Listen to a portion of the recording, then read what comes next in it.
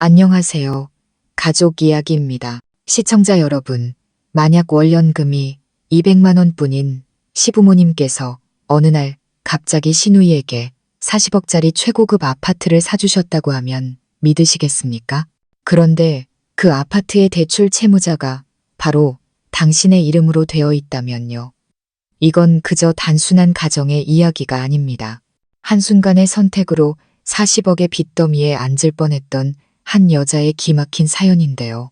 시어머니의 전화 한 통으로 시작된 거대한 함정, 그리고 그 모든 것을 꿰뚫어본 친정 어머니의 단 한마디, 조언이 어떻게 그녀의 인생을 구했는지 오늘 이야기의 주인공을 직접 만나보시죠. 시어머니의 전화벨이 울린 건 막 오전 기획회의를 마친 직후였습니다. 액정에 선명하게 찍힌 어머님이라는 두 글자에 저는 저도 모르게 짧은 한숨을 내쉬었습니다. 애써 평온한 목소리를 가다듬고 전화를 받았죠. 네, 어머님, 저 서연이에요. 수화기 넘어 시어머니 박 여사님의 목소리는 평소보다 몇 톤은 높아져 있었습니다. 흥분을 감추지 못하는 기색이 역력했죠. 어머, 우리 서연이, 회사니, 지금 바쁘니? 아니에요, 어머님, 막 회의 끝났어요. 무슨 일 있으세요? 무슨 일이긴. 아주 좋은 일이 있어서 전화했지. 우리 예쁜 며느리한테 제일 먼저 알려주려고. 박 여사님은 전화기가 떠나가라 웃으셨습니다. 하지만 그 유쾌한 웃음소리가 제게는 어쩐지 불길한 예감으로 다가왔습니다. 엄마랑 우리 수진이가 아주 큰 결정을 했지 뭐니. 우리 수진이한테 강남에 아파트를 하나 사줬다. 60평짜리인데 한강이 한눈에 쫙 보이는 게 얼마나 멋진지 몰라.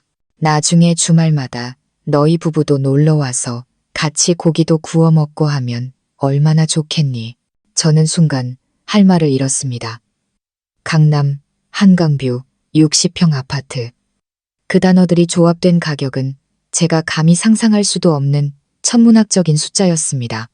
저는 시댁의 경제 사정을 누구보다 잘 알고 있었습니다. 두 분 모두 은퇴하셔서 연금으로 생활하고 계셨고 두 분의 연금을 합쳐도 월 200만 원이 채 되지 않았습니다. 시누이 수진이는 작은 회사에 다니는 평범한 직장인이었고 월급은 자기 생활비로도 빠듯했죠. 제 남편 민준 씨는 제 회사에서 부장으로 일하고 있지만 그의 모든 수입과 지출은 제가 관리하고 있었고요. 대체 어디서 그런 거액이 나온 걸까요? 와, 정말요?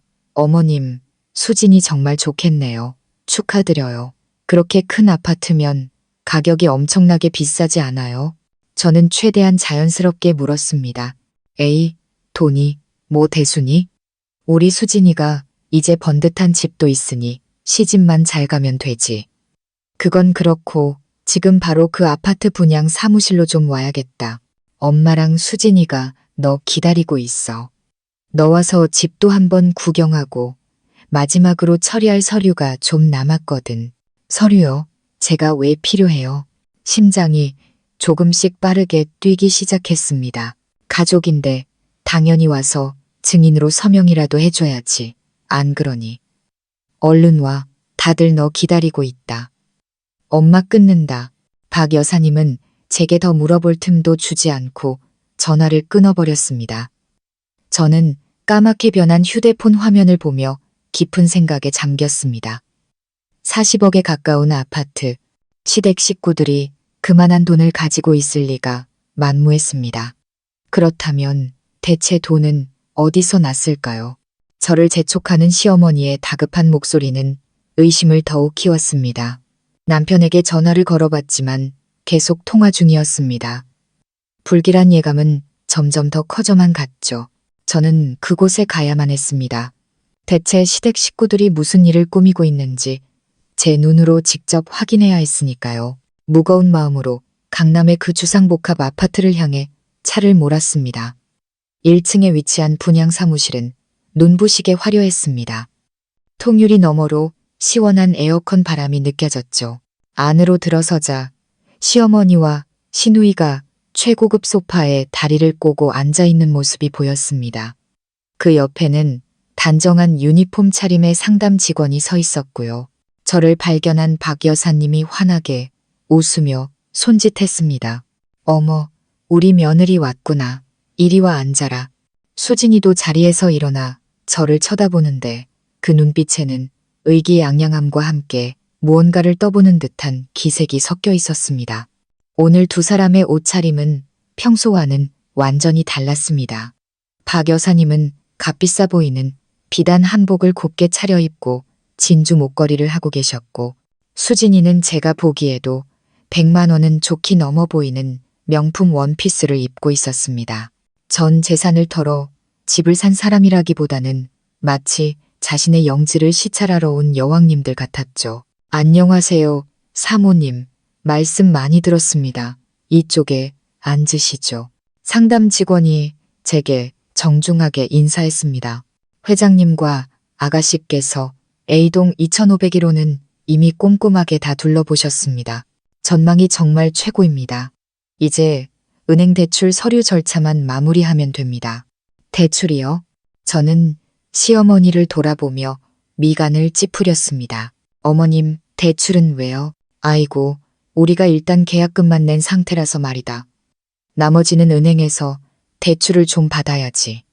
절차는 아주 간단하단다. 상담 직원이 두꺼운 서류 뭉치를 제 앞으로 밀었습니다. 저는 첫 장을 넘기자마자 심장이 쿵 하고 내려앉는 것 같았습니다. 대출 신청인 항목에 선명하게 타이핑된 이름, 제 이름, 이서연이었습니다. 그 아래에는 제 주민등록번호와 저희 부부의 집 주소까지 정확하게 적혀 있었죠. 저는 고개를 들어 시어머니의 눈을 똑바로 쳐다봤습니다.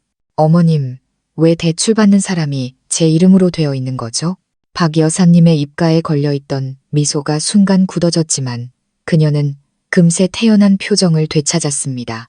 그게 네가 사업체를 운영하니까 신용도가 높아서 대출 심사가 더 쉽게 나온다고 하잖니. 우리 수진이 대신 이름만 잠깐 빌려주는 셈 치는 거지.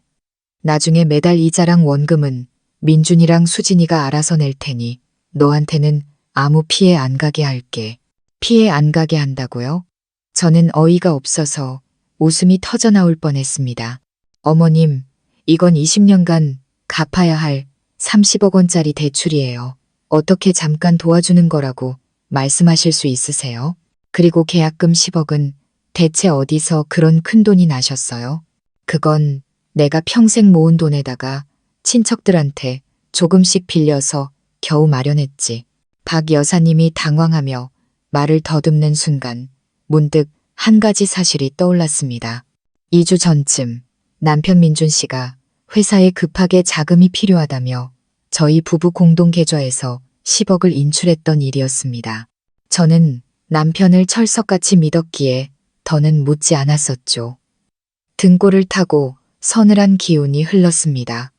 설마 어머님, 혹시 민준 씨가 어머님께 10억 드렸나요? 박 여사님의 얼굴이 하얗게 질렸습니다. 옆에 앉아있던 수진이도 안절부절못하기 시작했죠. 민준이가 효자라서 엄마랑 동생을 돕겠다는데 그게 뭐 잘못됐니? 너희 부부 돈이 결국 우리 집안 돈이지. 그럼 남의 돈이냐? 며느리로서 시댁에 대한 책임감을 좀 가져야 할 것 아니야. 모든 것이 명확해졌습니다. 그들은 제 동의도 없이 부부의 공동 재산을 빼돌려 계약금을 치르고 이제 남은 빚더미를 제게 떠넘기려 하고 있었습니다. 완벽하게 설계된 덫이었고 저는 그 덫에 발을 들인 사냥감이었죠. 저 서명 못합니다. 저는 단호하게 말하며 서류 뭉치를 밀어냈습니다. 뭐라고? 박 여사님의 태도가 180도 돌변했습니다. 목소리가 귀를 찢을 듯 날카로워졌죠. 네가 이 집안 며느리 맞니? 어떻게 그런 말을 할 수가 있어. 네가 서명을 안 하면 내 계약금 10억은 그냥 날리는 거야. 너 우리 가족 전부 길바닥에 나앉으라는 거니? 그러더니 박 여사님은 갑자기 번쩍이는 대리석 바닥에 주저앉아 본인의 허벅지를 손으로 치며 울부짖기 시작했습니다. 아이고, 내 팔자야. 돈 많은 며느리 들였더니 시부모를 아주 우습게 아는구나. 이 며느리가 시댁 식구들 다 죽이려고 작정을 했네. 여러분, 와서 좀 보세요. 분양 사무실에 있던 다른 손님들이 호기심 어린 눈으로 이쪽을 쳐다보기 시작했습니다. 상담 직원은 당황해서 얼굴이 새하얘졌고 수진이는 엄마를 부축하는 척하며 저를 불이 붙을 듯이 쏘아봤습니다. 형님, 지금 뭐 하시는 거예요? 엄마 쓰러지시면 형님 가만 안 둘 거예요. 상황은 순식간에 아수라장이 되었습니다. 저는 그 한가운데서 분노와 수치심, 그리고 무력감에 휩싸여 꼼짝도 할 수 없었습니다. 시어머니가 연출하는 막장 드라마 한가운데서 어쩔 줄 몰라 하고 있을 때 가방 속 휴대폰이 울렸습니다. 친정엄마, 김 여사님이었습니다. 저는 마치 구명보트를 발견한 사람처럼 황급히 구석으로 가 전화를 받았습니다. 여보세요, 엄마. 제 목소리는 당혹감을 감추지 못하고 떨리고 있었습니다. 서연아, 어디니? 왜 이렇게 시끄러워? 무슨 일 있어? 수화기 넘어 엄마의 목소리는 언제나처럼 차분하고 따뜻했습니다. 저는 심호흡을 한 번 하고 박 여사님의 전화부터 지금 눈앞에서 벌어지고 있는 소동까지 모든 상황을 최대한 간결하게 설명했습니다. 등 뒤에서는 여전히 시어머니의 울음소리가 희미하게 들려왔습니다. 이야기를 다 들은 엄마는 잠시 침묵했습니다. 무언가 깊이 생각하고 계시는 듯했죠. 이윽고 한치의 망설임도 없는 단호하고 분명한 목소리가 들려왔습니다. 서연아, 엄마 말 잘 들어. 첫째, 그 사람들이 무슨 말을 하든 무슨 짓을 하든 절대 어떤 서류에도 서명하면 안 된다. 알겠니? 네, 엄마. 둘째, 지금 당장 그곳에서 나와. 아무 설명도 말다툼도 할 필요 없어. 그냥 뒤도 돌아보지 말고 나와. 하지만 엄마, 지금 여기서 난리를 치고 있는데. 상관없어.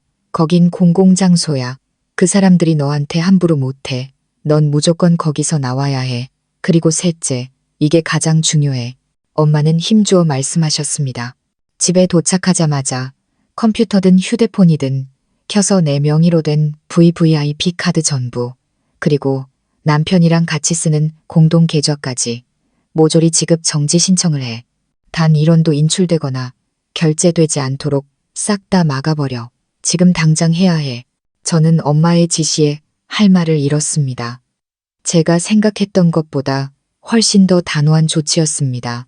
공동 계좌를 정지시킨다는 것은 남편 민준 씨와 정면으로 맞서겠다는 의미였으니까요.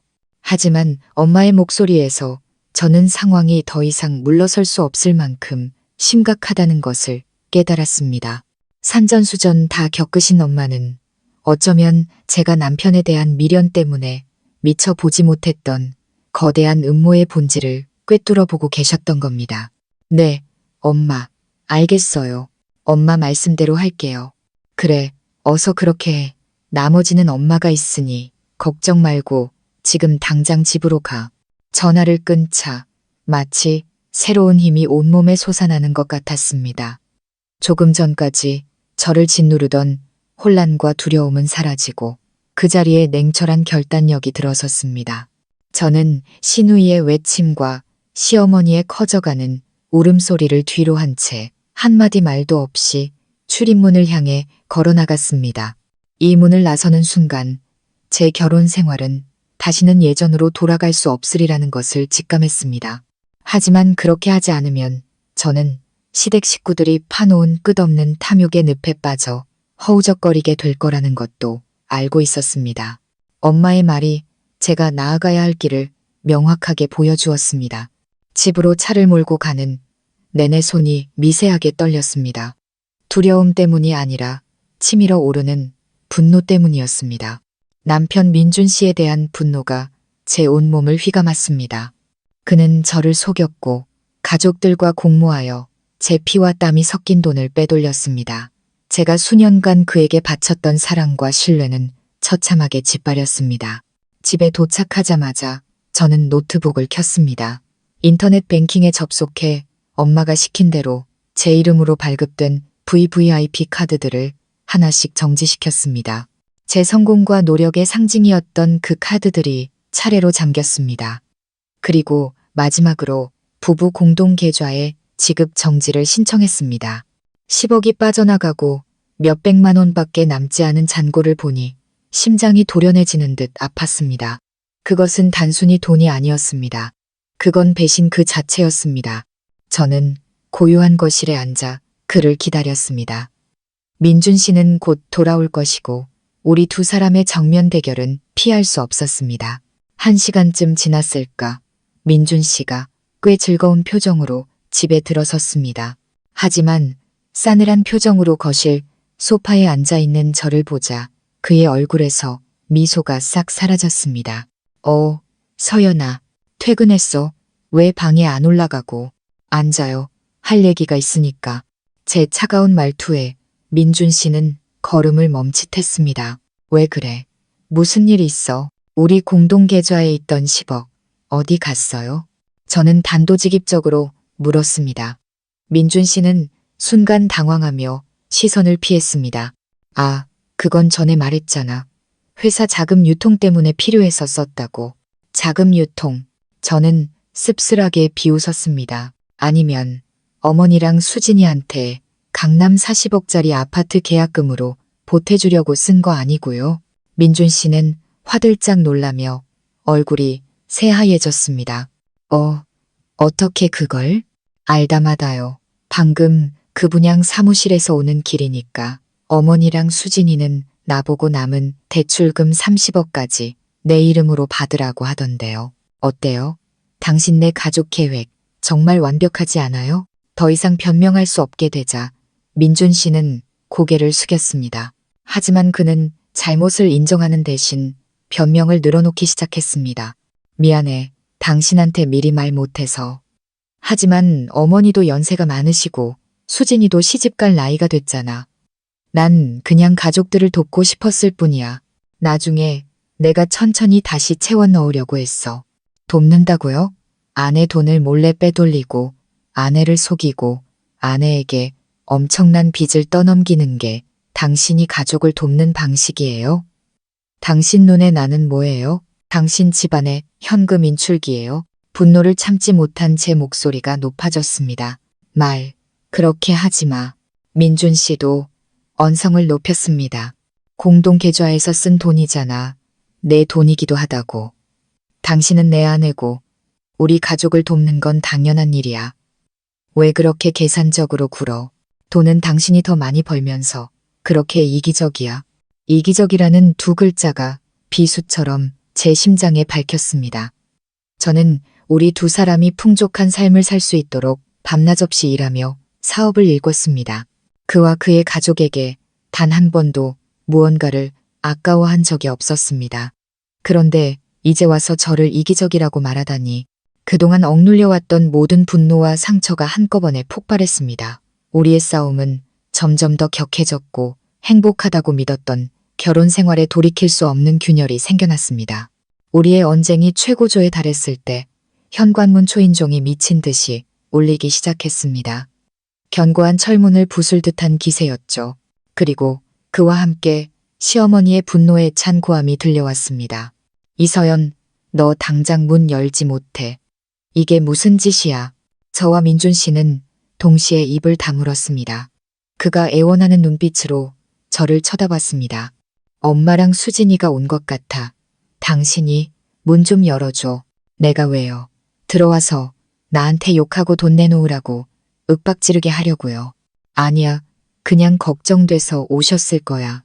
민준 씨의 말이 채 끝나기도 전에 밖에서 들려오는 고함 소리는 더욱 커졌습니다. 이번에는 수진이의 목소리였습니다. 형님, 문 열어요. 형님이 뭔데 우리 엄마 카드까지 다 정지시켜요? 우리 밥도 굴물한 소리예요. 역시나 제가 떠난 후 그들은 제가 만들어준 가족 카드로 쇼핑이라도 하며 자축할 생각이었겠죠. 하지만 모든 카드는 이미 정지된 후였습니다. 그들의 상류층 라이프 계획은 시작도 전에 막혀버린 겁니다. 돈도 없고 대출도 막히자 그들은 곧장 이곳으로 달려와 행패를 부리기 시작한 것이죠. 민준 씨가 허둥지둥 현관으로 달려갔지만 제가 한 발 더 빨랐습니다. 저는 거실에 있는 월패드로 다가가 인터폰 화면을 켰습니다. 화면에는 시어머니와 시누이의 모습이 선명하게 나타났습니다. 박 여사님은 분노로 얼굴이 시뻘개진 채 현관문을 두드리고 있었고 수진이는 옆에서 휴대폰으로 무언가를 촬영하는 듯 했습니다.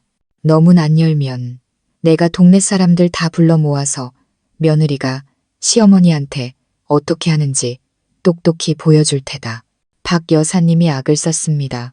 저는 침착하게 인터폰 수화기를 들고 스피커폰으로 연결했습니다. 어머님, 무슨 일이세요? 하실 말씀 있으시면 그냥 하세요. 다 듣고 있어요. 인터폰 스피커를 통해 제 목소리가 울려 퍼지자 두 사람은 깜짝 놀랐습니다. 박 여사님은 곧장 카메라를 노려보며 소리쳤습니다. 네가 감히 나한테 물어? 왜 내 카드들을 다 막아놓은 거냐고. 날 굶어 죽일 작정이야. 어머님, 그 카드들은 엄연히 제 재산이에요. 더 이상 다른 사람이 사용할 필요가 없다고 판단해서 정지시킨 것뿐입니다. 제가 어머님과 수진이 생활비까지 대줄 의무는 없다고 생각하는데요. 뭐, 이 천하에 몹쓸 것. 민준이가 내 돈은 자기 돈이고 우리 집안 돈이라고 했어. 당장 카드 풀어. 안 그러면 가만 안 둘 줄 알아. 저는 민준 씨를 힐끗 쳐다봤습니다. 그는 구석에 숨어 핏기 하나 없는 얼굴로 한마디도 하지 못하고 있었습니다. 그 모습이 한심하기 짝이 없었죠.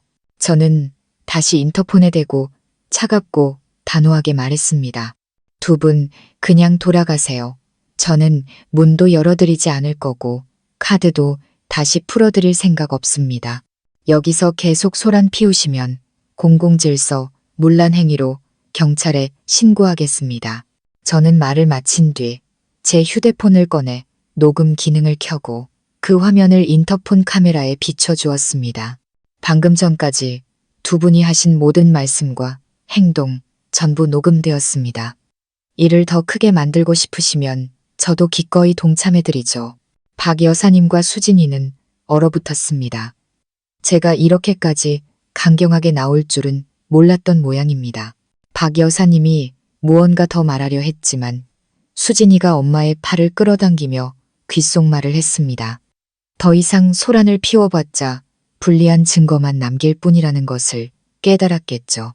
결국 그들은 카메라를 통해 저를 한번 쏘아보고는 분을 사귀지 못한 채 돌아섰습니다. 집안에는 다시 무서운 침묵이 흘렀습니다. 저는 여전히 그 자리에 못 박힌 듯 서 있는 민준 씨를 돌아봤습니다.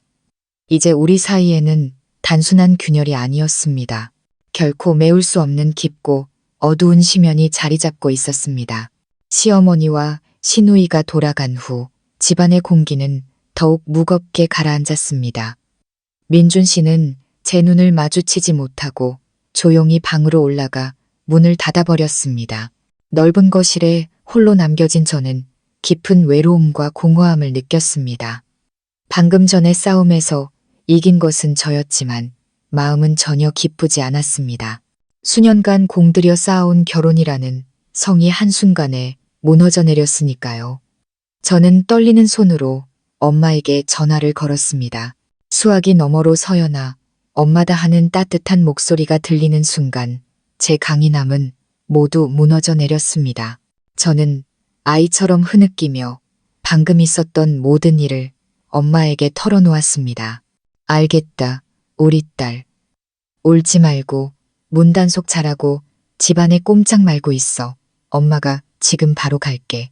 30분도 채 되지 않아 엄마가 도착했습니다.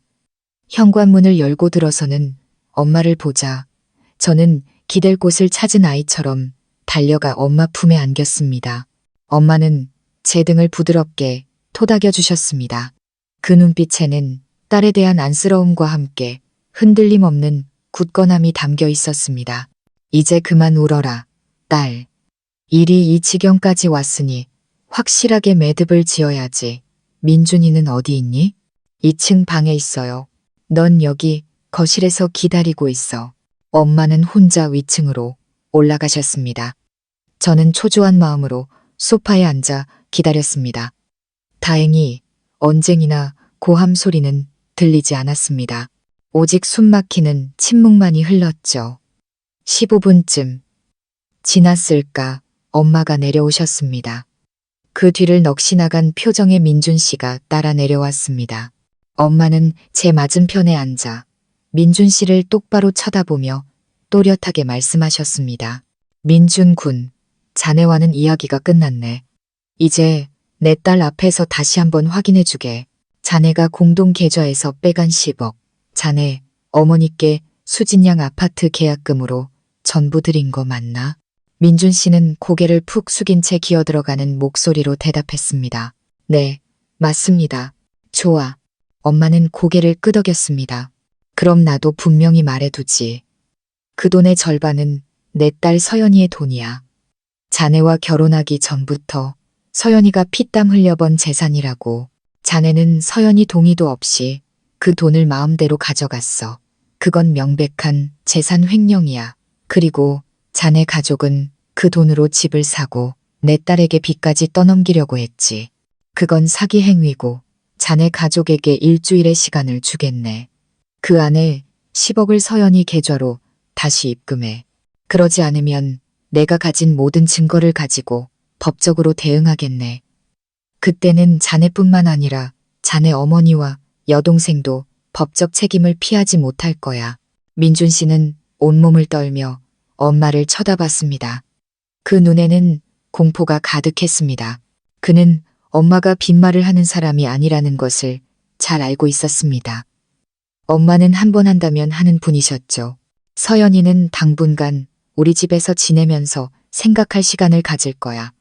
이 집은 서연이 명의의 재산이니 자네가 여기에 머무는 동안 처신 똑바로 하게. 내가 더 강경한 방법을 쓰게 만들지 말게나. 엄마는 제 손을 잡으셨습니다. 가자, 딸. 엄마랑 집에 가자. 저는 말없이 일어나 엄마를 따라 나섰습니다. 민준 씨 쪽은 단 한 번도 돌아보지 않았습니다. 엄마의 차가 집을 빠져나올 때 저는 비로소 숨막히는 감옥에서 해방된 기분이 들었습니다. 엄마가 곁에 있기에 앞으로 닥쳐올 어떤 시련도 이겨낼 수 있을 거라는 확신이 들었습니다. 이 전쟁은 이제 막 시작되었을 뿐이었습니다. 친정집에서 며칠을 보내며 제 마음은 점차 안정을 되찾았습니다. 남편과 시댁의 압박에서 벗어나자 온전히 일에만 집중할 수 있었죠. 회사는 마침 대규모 프로젝트의 막바지 단계에 있어 눈코 뜰 새 없이 바빴습니다.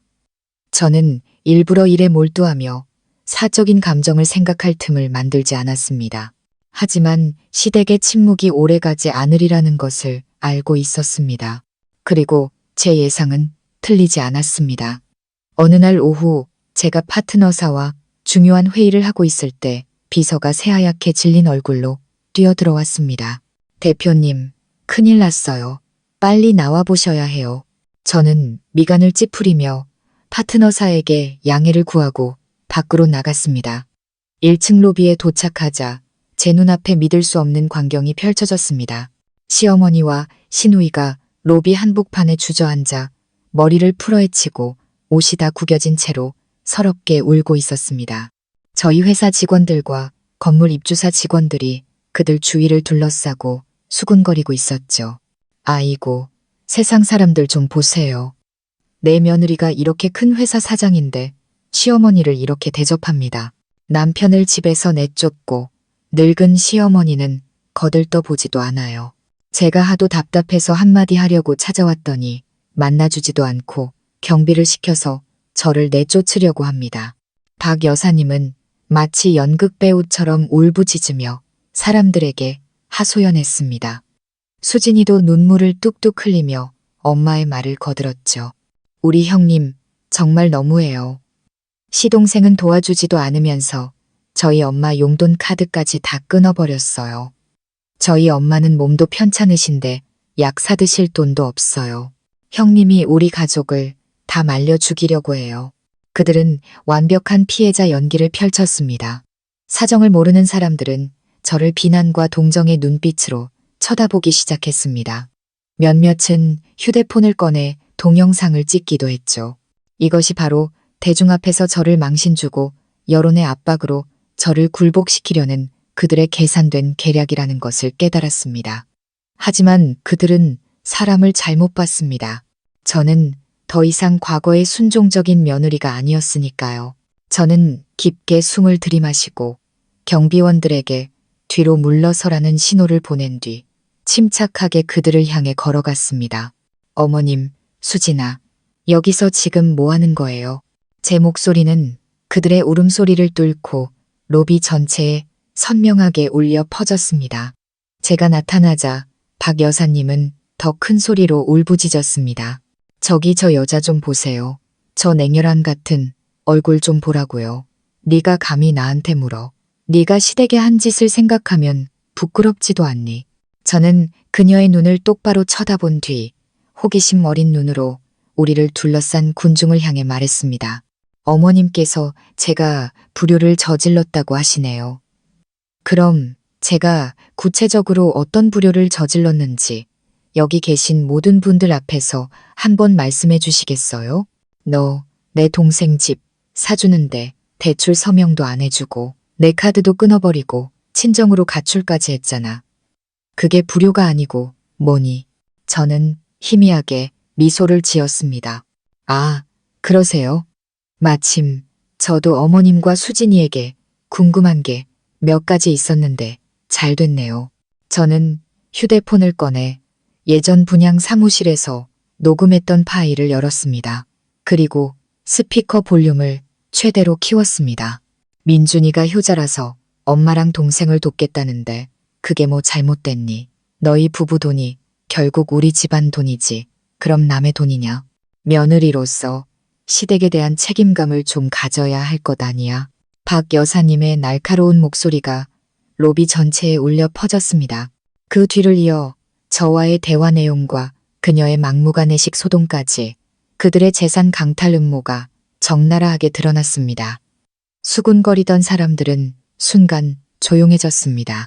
저를 향했던 비난과 동정의 눈빛은 이제 박 여사님과 수진이를 향한 경멸과 혐오의 눈빛으로 바뀌었습니다.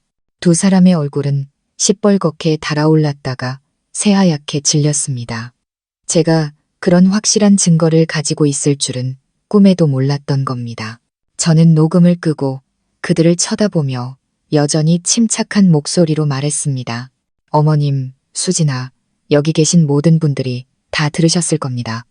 누가 옳고 그른지는 각자 판단하시겠죠. 두 분이 제 회사에 찾아와 소란을 피우고 저와 회사의 명예를 훼손한 것에 대해 저는 지금 당장 경찰에 신고할 수도 있습니다. 하지만 마지막 기회를 드리죠. 지금 당장 사과하고 여기서 떠나세요. 두 사람은 아무 말도 하지 못했습니다. 수백 개의 눈이 마치 자신들을 이상한 생물체 보듯 쳐다보는 상황에 그들은 쥐구멍에라도 숨고 싶은 심정일 겁니다. 결국 박 여사님은 알아들을 수 없는 목소리로 죄송하다고 중얼거렸고 수진이의 부축을 받으며 도망치듯 군중 속을 빠져나갔습니다.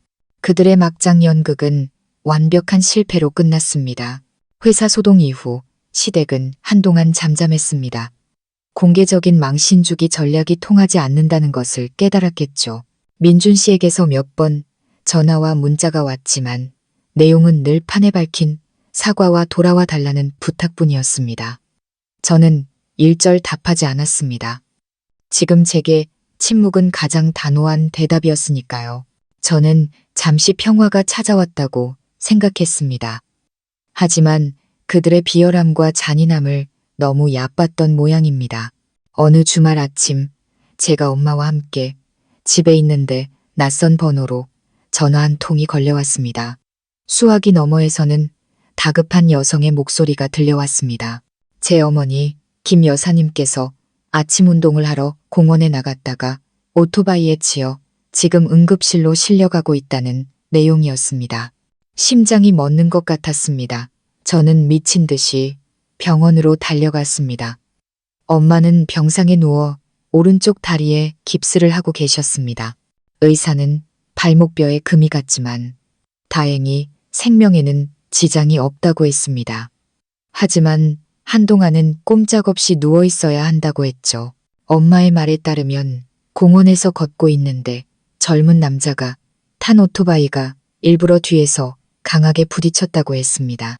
충격이 너무 강해 그대로 주저앉았고 그 남자는 멈추지 않고 그대로 달아나 버렸다고요. 엄마의 이야기를 듣는 순간 등골이 서늘해지는 의심이 피어올랐습니다. 이것은 결코 우연한 사고가 아니었습니다. 시점이 너무나 절묘했고 행동은 너무나 의심스러웠습니다. 저는 이것이 시댁 식구들이 꾸민 짓이라고 확신했습니다. 저를 어떻게 할 수 없으니 제가 가장 사랑하는 사람에게로 목표를 바꾼 겁니다. 이런 비열한 방식으로 저를 압박하고 경고하려 한 것이죠. 분노와 증오가 온몸에서 들끓었습니다. 그들은 인간으로서 넘지 말아야 할 선을 넘어버렸습니다. 바로 그때 병실 문 앞에 민준 씨가 나타났습니다. 그는 과일 바구니를 든 채 걱정이 가득한 표정을 짓고 있었죠. 어머님, 괜찮으세요? 소식 듣고 바로 달려왔어요.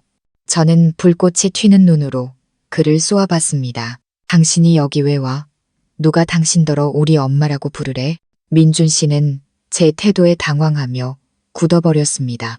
난 그냥 장모님이 걱정돼서. 걱정? 당신이랑 당신 가족이 꾸민 짓이잖아. 이제 와서 착한 척 위선 떨지 말고 당장 여기서 꺼져. 하지만 엄마가 저를 말렸습니다. 엄마는 민준 씨를 차갑고 날카로운 눈빛으로 쳐다보셨습니다. 그리고는 아무 말 없이 그를 없는 사람 취급하며 고개를 돌려버렸습니다. 그 완벽한 무시는 수천 마디의 욕설보다 더 무서웠습니다. 그것은 엄마의 마음속에서 민준 씨와 그의 가족은 더 이상 존재하지 않는다는 것을 보여주는 행동이었습니다. 민준 씨는 그 자리에 못 박힌 듯 서서 얼굴이 파랗게 질렸습니다. 이런 대접을 받으리라고는 상상도 못했겠죠. 결국 그는 숨막히는 공기를 견디지 못하고 조용히 과일 바구니를 내려놓고는 고개를 숙인 채 병실을 나갔습니다. 그의 뒷모습을 보며 저는 혐오감만을 느꼈습니다. 이 남자에 대한 마지막 남은 애정마저 이 순간 완전히 사라져버렸습니다. 이제 우리 사이에는 오직 계산과 법만이 남을 뿐이었습니다. 엄마는 일주일간 입원한 뒤 퇴원하셨지만 다리의 상처 때문에 거동이 매우 불편하셨습니다. 저는 회사 일을 잠시 접어두고 엄마를 간호하는데 대부분의 시간을 보냈습니다. 시댁의 더러운 수법 때문에 엄마가 고통받는 모습을 보며 엄마에 대한 안타까움과 그들에 대한 증오심이 제 마음을 가득 채웠습니다. 이 사건은 제 결심을 더욱 굳히게 만들었습니다. 반드시 이혼해야 한다. 그들과의 모든 관계를 끊어내야 한다고 말이죠. 2주 후 엄마의 건강이 어느 정도 안정되자 저는 다시 회사로 복귀했습니다. 사무실에 들어서자마자 비서가 걱정스러운 얼굴로 달려왔습니다. 대표님, 그동안 연락이 안 돼서 걱정했어요. 아주 급한 일이 생겼습니다. 무슨 일인데요?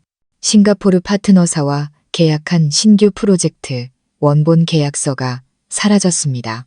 심장이 쿵 하고 내려앉았습니다. 사라지다니요? 꼼꼼하게 찾아봤어요? 네, 제가 경영지원팀이랑 같이 서류 보관실을 다 뒤졌는데 어디에도 없어요. 분명히 대표님께서 계약하시고 저한테 주셔서 대표님 방에 있는 금고에 넣어뒀는데 저는 황급히 방구석에 있는 금고로 다가갔습니다. 비밀번호를 누르자 묵직한 강철문이 열렸습니다. 안에는 다른 서류들은 가지런히 정리되어 있었지만 가장 중요했던 파란색 표지의 계약서 파일만 감쪽같이 사라져 있었습니다. 익숙한 불안감이 다시 밀려왔습니다.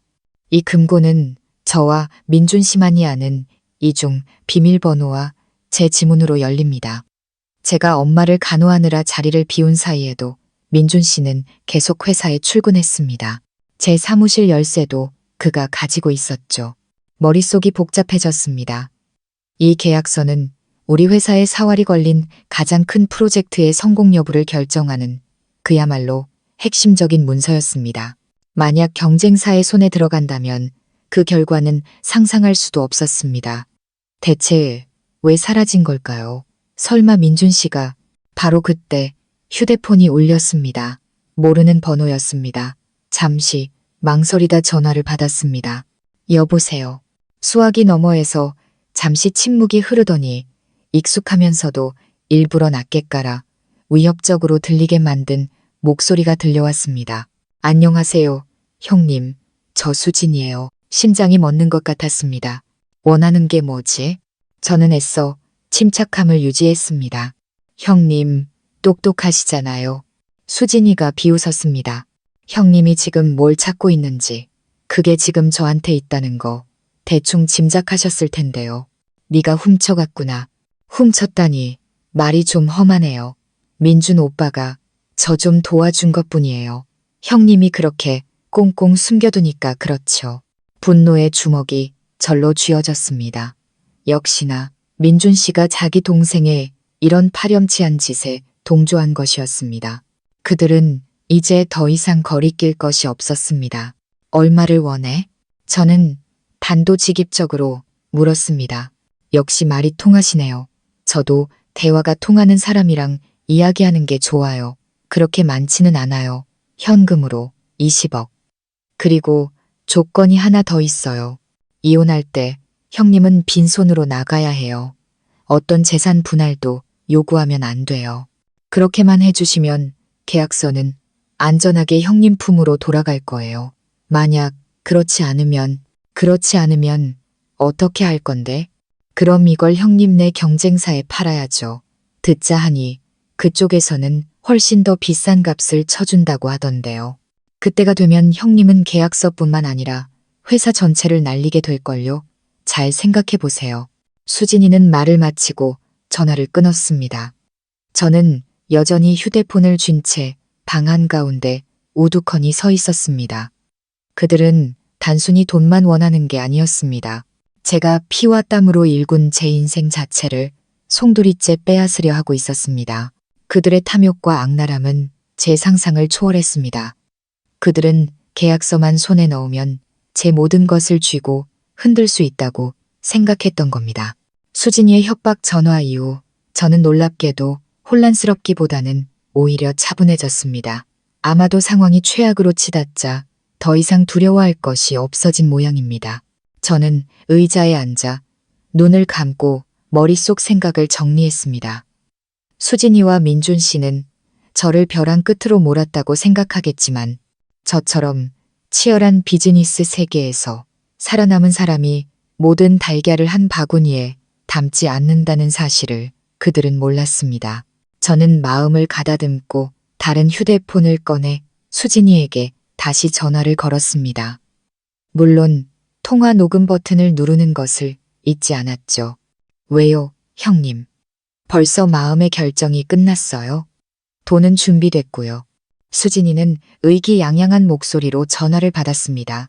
수진아, 저는 부드럽게 입을 열었습니다. 내 이야기를 끝까지 들어보고 이 게임을 계속할지 말지 결정하는 게 좋을 거야. 게임? 지금 장난하는 줄 알아요? 장난은 아니지만 네가 너무 순진한 것 같아서 하는 말이야. 너 혹시 아니? 우리 회사에서 체결하는 모든 중요 계약서는 원본이 항상 두 부씩 존재해. 하나는 내가, 다른 하나는 파트너사가 보관하지. 그리고 그 원본에는 아주 비밀스러운 위치에 특수 복사 방지 인감이 찍혀 있어. 자외선, 불빛 아래에서만 보이는 그 인감이야말로 계약서의 법적 효력을 증명하는 유일한 증거란다. 수화기 너머가 조용해졌습니다. 수진이가 제 말을 소화하려 애쓰고 있다는 것을 알 수 있었죠. 저는 계속 말을 이어갔습니다. 네가 가지고 있는 계약서, 물론 원본은 맞아.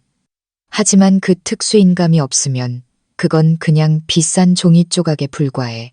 네가 그걸 경쟁사에 팔아넘기면 그들은 그게 아무짝에도 쓸모없는 휴지라는 걸 금방 알아챌 거야. 그들이 너한테 돈을 줄까? 아니면 사기죄로 너를 가만두지 않을까? 거짓말하지 마세요. 수진이의 목소리가 떨리기 시작했습니다. 거짓말 아니야. 사실을 말해주는 것뿐이야. 아, 그리고 하나 더. 난 금고에 넣기 전에 이미 원본 두 부를 모두 공증사무소에 가져가서 공증을 받고 여러 부 복사해뒀어. 전자서명으로 인증된 스캔 파일도 회사 서버에 안전하게 보관되어 있고. 법적으로 따지면 난 계약서를 잃어버린 게 아니야. 그냥 너 때문에 시간을 좀 낭비하고 있을 뿐이지. 그럴 리가 없어. 수진이는 말을 더듬었습니다. 그리고 가장 중요한 마지막 한 가지. 내 행동과 민준 오빠의 행동이 법적으로 뭐라고 불리는지 아니? 절도 및 공갈 협박이야. 둘 다 아주 무거운 형사범죄지. 계약서의 가치와 네가 요구한 금액 20억을 고려하면 최소 징역 12년에서 최대 무기징역까지 나올 수 있어. 아직 젊고 창창한데 내 청춘을 차가운 감옥에서 보내고 싶니? 전화기 너머로 수진이의 거친 숨소리와 공포에 질린 흐느낌이 들려왔습니다. 그녀의 완벽했던 계획은 단 몇 분 만에 산산조각이 나버렸습니다. 그녀는 스스로 사냥꾼에서 사냥감이 되어버린 겁니다. 이제 선택권을 줄게. 저는 단호하게 말했습니다. 첫째, 당장 계약서를 가지고 와서 나한테 돌려줘. 그럼 없었던 일로 해주지. 둘째, 내가 이 통화 녹음 파일과 다른 모든 증거를 가지고 경찰서로 가는 거야. 선택해. 긴 침묵이 흘렀습니다. 이윽고 수진이의 흐느끼는 소리가 들려왔습니다. 잘못했어요. 형님, 제가 정말 잘못했어요. 이번 한 번만 용서해 주세요. 당장 갖다 드릴게요. 좋아. 1시간 뒤에 회사 건물 1층 카페에서 봐. 혼자 와. 다른 꿍꿍이 피울 생각은 마. 내가 그곳에 뭘 준비해뒀는지 넌 상상도 못할 테니까. 저는 전화를 끊었습니다. 그들의 무모한 계획은 제 손에 의해 완벽하게 분쇄되었습니다. 이제 주도권은 완전히 제게 넘어왔습니다. 정확히 1시간 후 저는 약속한 카페의 구석자리에 앉아 있었습니다. 수진이가 혼자 나타났습니다. 넋이 나간 얼굴에 눈은 퉁퉁 부어 있었죠. 평소에 화려하고 거만했던 모습은 온데간데 없고 초라하기 그지없었습니다. 저를 발견한 수진이는 고개를 푹 숙인 채 다가와 떨리는 손으로 파란색 계약서 파일을 테이블 위에 올려놓았습니다. 여기 형님 계약서요. 저는 파일을 받아들고 혹시 모를 훼손이나 바꿔치기가 없는지 꼼꼼히 확인했습니다. 다행히 모든 것이 그대로였습니다. 저는 저에게 헤아릴 수 없는 상처를 준 신우이를 바라보며 말했습니다. 돌아가. 그리고 민준 씨에게 전해. 곧 이혼 소장을 보내겠다고. 당신네 가족과 나의 인연은 이걸로 끝이야. 수진이는 무언가 말하려는 듯 입술을 달싹였지만 이내 포기했습니다. 그녀는 작은 목소리로 내라고 대답하고는 마치 고문이라도 당한 듯 서둘러 자리를 떠났습니다. 그녀의 뒷모습을 보며 저는 승리했다는 쾌감보다는 깊은 씁쓸함만을 느꼈습니다. 이 협박 사건은 마지막 남은 정마저 끊어내는 결정적인 계기가 되었습니다. 그들의 진짜 얼굴, 돈을 위해서라면 법과 인간의 도리를 아무렇지도 않게 짓밟을 수 있는 사람들이라는 것을 똑똑히 알게 되었습니다. 더 이상 이 결혼을, 이 가족 관계를 유지할 수 없었습니다. 바로 다음 날, 저는 평소 알고 지내던 유명 로펌에 연락했습니다. 제가 겪은 모든 일을 설명하고 그동안 수집해온 모든 증거 자료를 제출했습니다. 분양 사무실에서의 녹취, 수진이의 협박 전화 녹취, 회사와 집 앞에서 소란을 피우던 시댁 식구들의 영상까지 제 요구는 단 하나였습니다. 최대한 빠른 이혼, 그리고 제 모든 재산을 지켜내는 것. 제 변호사는 서류를 검토한 뒤 신속하게 이혼 소장을 작성하여 민준 씨에게 보냈습니다. 저는 그가 순순히 서명하리라 생각했지만 그의 뻔뻔함은 제 상상을 또 한 번 뛰어넘었습니다. 며칠 뒤 저는 법원으로부터 소장을 받았습니다. 민준 씨가 저를 상대로 맞소송을 제기한 것이었습니다. 소장에서 그는 자신의 잘못은 일절 인정하지 않고 오히려 제가 외도를 했고 아내로서의 의무를 다하지 않았다고 뻔뻔하게 주장했습니다. 그리고 가장 기가 막혔던 것은 그가 이혼 재산 분할을 요구했다는 점입니다. 그는 혼인 기간 중에 형성된 재산뿐만 아니라 제 회사와 집, 그리고 제가 결혼 전부터 소유하고 있던 부동산까지 모두 나누자고 주장했습니다. 자신도 회사의 성장에 기여한 바가 크다는 터무니없는 이유를 대면서 말이죠. 소장을 손에 쥔 채 저는 실소를 금할 수 없었습니다. 이 지경에 이르러서도 그는 탐욕을 버리지 못했던 겁니다. 그는 제 마지막 피 한 방울까지 빨아먹을 작정이었습니다. 좋습니다. 그가 법정 다툼을 원한다면 기꺼이 소원을 들어줄 참이었습니다. 민준 씨의 소장을 들고 집에 돌아왔을 때 엄마는 서류를 한번 쓱 훑어보시더니 아무렇지도 않게 테이블 위에 내려놓으셨습니다. 전혀 놀라지 않는 눈치셨죠. 그들이 그렇게 쉽게 널 놓아줄 리 없다고 처음부터 생각했다. 저는 엄마의 말을 이해할 수 없었습니다. 딸아, 엄마는 제 손을 잡으며 나지막이 말씀하셨습니다. 사실 엄마가 너한테 아직 말하지 않은 게 있어. 시댁 식구들이 분양 사무실에서 그 난리를 쳤던 그날부터 엄마는 그들이 보통 사람들이 아니라는 걸 직감했단다. 그래서 오늘 같은 날이 올 거라고 예상하고 미리 준비를 좀 해뒀지. 저는 제 귀를 의심했습니다. 그게 무슨 말씀이세요? 엄마는 조용히 서류 가방을 열어 두툼한 파일 하나를 꺼내셨습니다.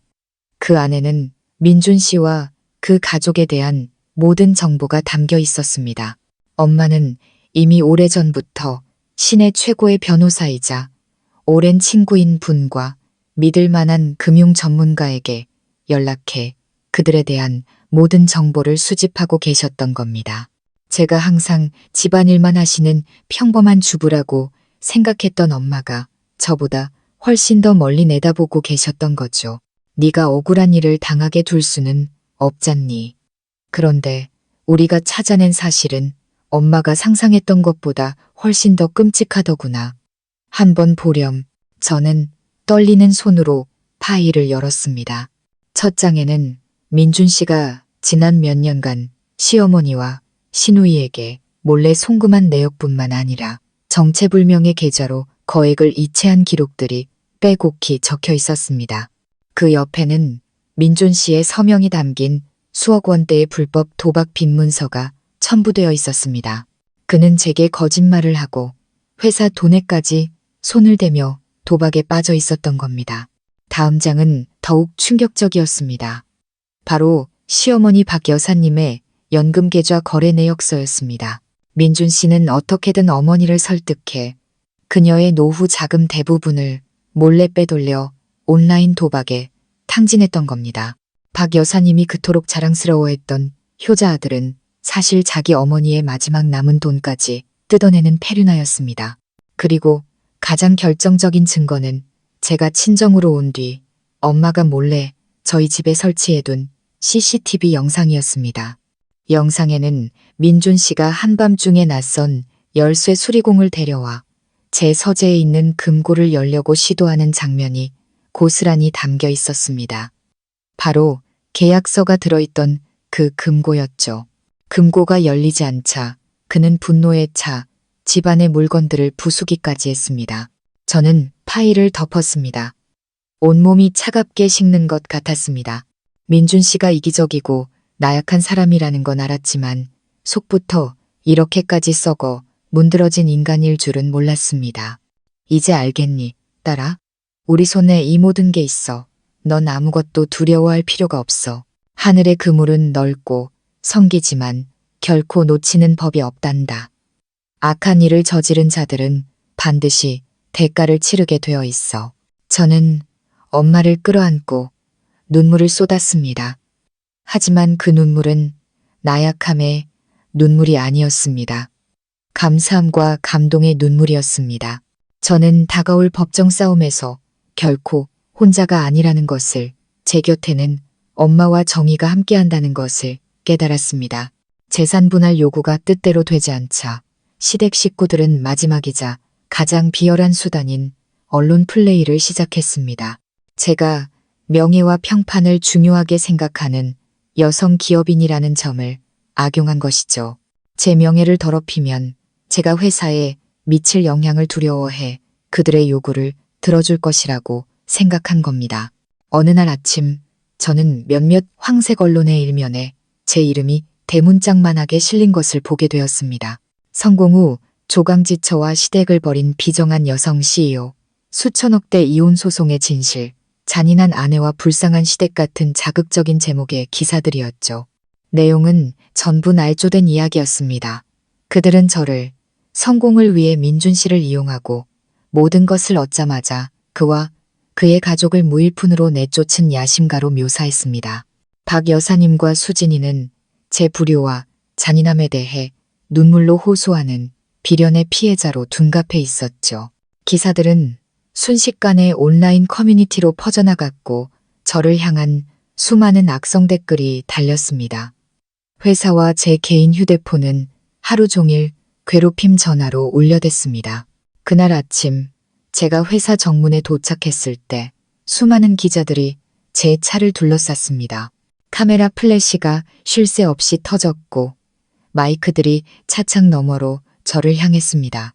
이서연 대표님, 남편과 시어머니를 집에서 내쫓은 것이 사실입니까? 시댁의 주장에 대해 어떻게 생각하십니까? 저는 차 안에서 침착하게 밖에 혼란스러운 상황을 지켜봤습니다. 이것이 바로 그들이 원했던 그림이라는 것을 알고 있었습니다. 제가 당황하고 평정심을 잃는 모습을 보고 싶었겠죠. 하지만 저는 그들의 뜻대로 움직여주지 않았습니다. 회사 보안팀의 도움으로 겨우 차에서 내린 저는 수십 개의 카메라 렌즈 앞에서 조금도 위축되지 않고 당당하게 말했습니다. 먼저 기자님들의 관심에 감사드립니다. 드릴 말씀이 많으실 줄 압니다. 그리고 저 또한 기꺼이 대답해 드릴 용의가 있습니다. 제 차분한 태도의 기자들은 잠시 술렁였습니다. 전 남편의 가족들이 하는 이야기는 그들의 입장일 뿐입니다. 진실이 무엇인지는 대중들께서 현명하게 판단하시리라 믿습니다. 하지만 일방적인 이야기만 들으시는 것은 불공평하니 제가 짧은 녹음 파일 하나를 들려드리겠습니다. 저는 준비해온 블루투스 스피커에 휴대폰을 연결하고 예전에 회사 로비에서 소란을 피우던 그들의 목소리가 담긴 녹음 파일을 재생했습니다. 수진이와 박 여사님의 울음 섞인 하소연과 그들의 음모를 반박하는 제 단호한 목소리가 기자들 앞에 울려 퍼졌습니다. 녹음이 끝나자 기자들은 충격에 휩싸였습니다. 불쌍한 시댁이라는 그들의 연극이 그들 자신의 목소리에 의해 탄로난 순간이었습니다. 진실은 언제나 하나입니다. 다른 모든 증거들은 법정에서 명명백백히 밝히겠습니다. 곧 열릴 재판이 모든 것에 대한 가장 확실한 대답이 될 겁니다. 저는 말을 마치고 보안팀의 호의 속에서 회사로 들어갔습니다. 뒤에서는 완전히 가치를 잃어버린 거짓 이야기와 어안이 벙벙한 기자들만이 남아 있었습니다. 재판 당일 법정은 방청객과 기자들로 가득 찼습니다. 저는 원고석에, 민준 씨는 피고석에 앉았습니다. 박 여사님과 수진이는 뒤쪽 방청석에서 저를 증오의 찬 눈빛으로 쏘아보고 있었습니다. 민준 씨 측 변호사가 먼저 입을 열었습니다. 그는 민준 씨를 사랑과 헌신으로 아내의 성공을 도왔지만 모든 것을 얻은 아내에게 배신당한 비극의 주인공으로 묘사했습니다. 제가 남성 사업 파트너와 식사하는 사진 몇 장을 증거로 제출하며 그것을 외도의 증거라고 주장하기도 했죠. 민준 씨는 옆에서 고개를 숙인 채 눈물을 훔치며 불쌍한 남편 연기를 완벽하게 소화했습니다. 그들의 주장이 끝나자 제 변호사가 자리에서 일어났습니다. 그는 그들의 터무니없는 비방에 일일이 반박하는 대신 차분하게 서류 뭉치를 재판부에 제출했습니다. 존경하는 재판장님, 먼저 재산 분할의 대상이 되는 재산의 성격부터 명확히 하겠습니다. 이 서류들은 이서연 대표의 회사, 자택, 그리고 기타 부동산에 대한 소유권 증명서입니다. 모든 자산은 이서연 대표와 진민준 씨의 혼인신고 이전에 형성된 이서연 대표의 고유 재산입니다.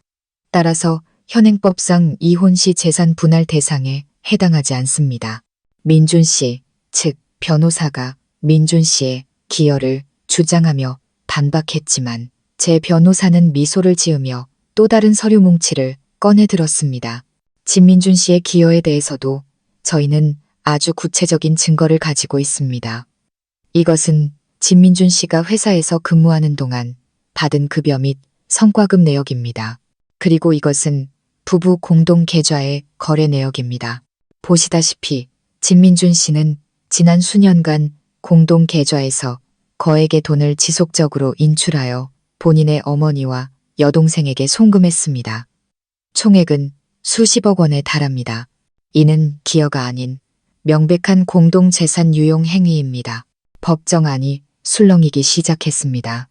민준 씨의 얼굴은 새하얗게 질렸고 박 여사님과 수진이의 얼굴에서도 핏기가 가셨습니다. 뿐만 아닙니다.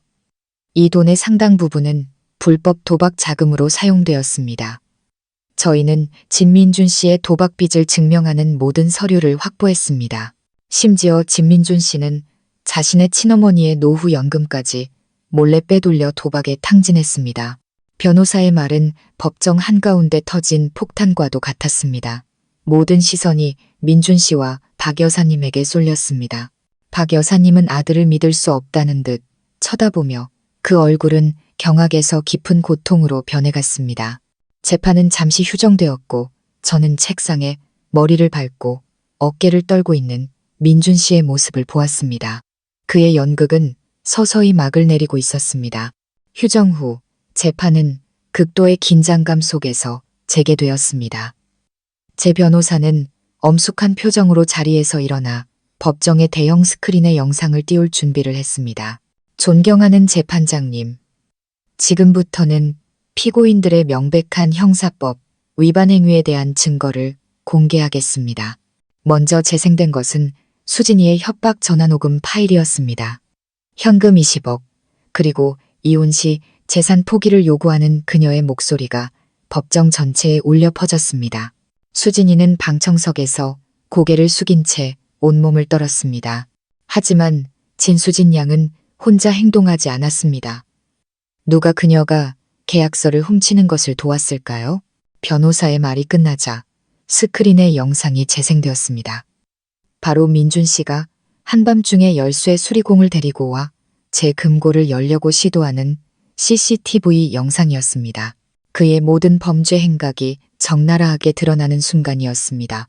영상이 끝나자 민준 씨가 미친 듯이 소리를 지르며 자리에서 일어났습니다. 이서연, 전부 너 때문이야. 네가 날 함정에 빠뜨렸어. 이 악독한 여자야. 그는 저를 향해 달려들었지만 법정 경위들에게 즉시 제압당했습니다. 그가 애써 연기했던 모든 위선적인 모습은 사라지고 오직 추악하고 관계 어린 본 모습만이 남아 있었습니다. 아들의 모습에 충격을 받은 박 여사님은 결국 그 자리에서 정신을 잃고 쓰러졌습니다. 법정은 순식간에 아수라장이 되었습니다. 저는 그 모든 광경을 조용히 지켜보았습니다. 모든 것이 끝났습니다. 길고 지독했던 연극의 마지막 막이 내렸습니다. 모든 소동이 정리된 후 재판부는 최종 판결을 내렸습니다. 민준 씨의 재산 분할 요구는 전부 기각되었고 제 모든 재산은 저의 고유 재산으로 인정되었습니다. 저와 민준 씨의 이혼은 정식으로 성립되었습니다. 그리고 민준 씨는 절도죄로 징역 3년, 수진이는 공갈 협박죄로 징역 2년을 선고받았습니다. 정의는 마침내 실현되었습니다. 법정을 나서자 정신을 차린 박 여사님이 미친 사람처럼 제게 달려들었습니다. 이 요물 같은 것. 내가 내 아들을, 우리 가족을 전부 망쳤어. 내가 너를 가만두지 않을 거야. 그녀는 제게 손톱을 세우려 했지만 주변 사람들에게 저지당했습니다. 저는 더 이상 분노도 느끼지 못했습니다. 그저 자식에 대한 맹목적인 사랑이 한 가정을 어떻게 파멸로 이끄는지 보여주는 그녀가 불쌍할 뿐이었습니다. 돌아가세요. 모든 것은 그들이 자초한 일입니다. 저와는 상관없는 일이에요. 저는 엄마와 함께 차에 올랐습니다. 뒤에서는 그녀의 절규가 들려왔지만 저는 더 이상 돌아보지 않았습니다. 창밖의 하늘은 유난히 맑고 푸르렀습니다. 모든 것이 끝난 후 저는 오랫동안 꿈꿔왔던 긴 휴가를 떠났습니다. 몸과 마음의 치유가 필요했죠. 저는 프랑스 프로방스로 떠나 보랏빛 라벤더 밭과 고즈넉한 시골 마을에서 평화로운 시간을 보냈습니다. 과거의 상처를 잊고 오롯이 현재를 즐기는 법을 배웠습니다. 어느 날 저녁, 민준 씨와 수진이의 항소가 기각되어 형이 확정되었다는 변호사의 이메일을 받았습니다. 저는 가볍게 미소 지었습니다. 지긋지긋했던 악연이 정말로 끝났다는 신호였습니다. 한 달 후 저는 완전히 새로운 사람으로 다시 태어나 한국으로 돌아왔습니다. 일에 대한 열정은 더욱 커졌고 회사는 나날이 번창했습니다. 그리고 어느 건축가 모임에서 저는 제 인생의 새로운 동반자인 지훈 씨를 만났습니다. 그는 재능 있고 성숙하며 깊은 내면을 가진 사람이었습니다. 그는 제 성공이나 재산에 현혹되지 않았고 제 있는 그대로의 모습을 사랑해 주었습니다. 그의 곁에서 저는 평범한 여자로서 진정한 사랑과 보호를 받는다는 것이 무엇인지 느낄 수 있었습니다. 우리의 사랑은 자연스럽게 결실을 맺었고 1년 후 우리는 소박하고 따뜻한 결혼식을 올렸습니다. 엄마는 제 손을 잡고 눈물을 흘리며 제가 마침내 진정한 행복을 찾았다고 기뻐하셨습니다. 시간은 흘러 4년이 지났습니다. 이제 저희에게는 안이라는 이름의 사랑스러운 아들이 있습니다. 평안을 의미하는 이름처럼 아이의 웃음소리는 저희 집에 매일 행복을 가져다 주었습니다. 지훈 씨는 최고의 남편이자 아빠였고 엄마는 손주를 돌보는 것을 가장 큰 낙으로 삼으셨습니다. 과거의 폭풍은 이제 정말로 지나갔습니다. 어느 연말 저희 가족은 강원도의 한 외진 마을로 봉사활동을 떠났습니다.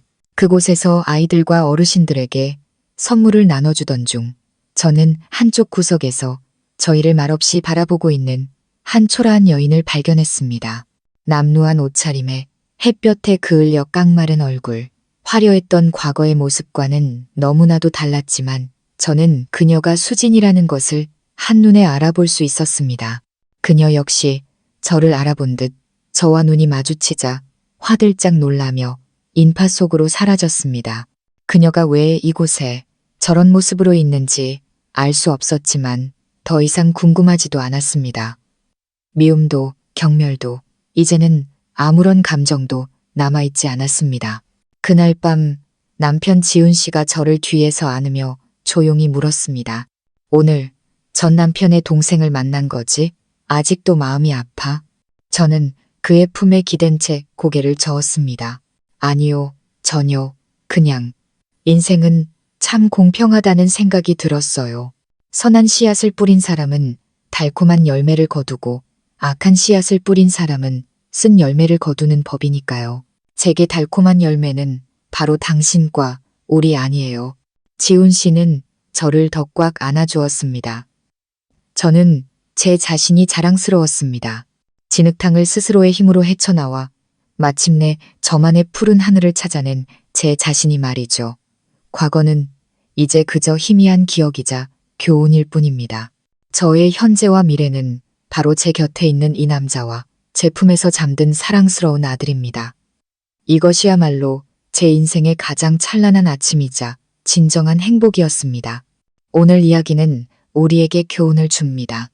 탐욕과 음모 앞에서 우리를 지켜주는 것은 결국 냉철한 이성과 스스로를 지키려는 용기라는 것을요. 여러분은 오늘 이야기의 주인공이 보여준 대처에 대해 어떻게 생각하시나요? 여러분의 소중한 의견을 아래 댓글로 남겨주세요. 오늘 이야기가 마음에 드셨다면 가족 이야기 채널에 구독과 좋아요, 그리고 공유를 부탁드립니다. 저희는 다음 시간에 더욱 흥미로운 이야기로 다시 찾아뵙겠습니다. 감사합니다.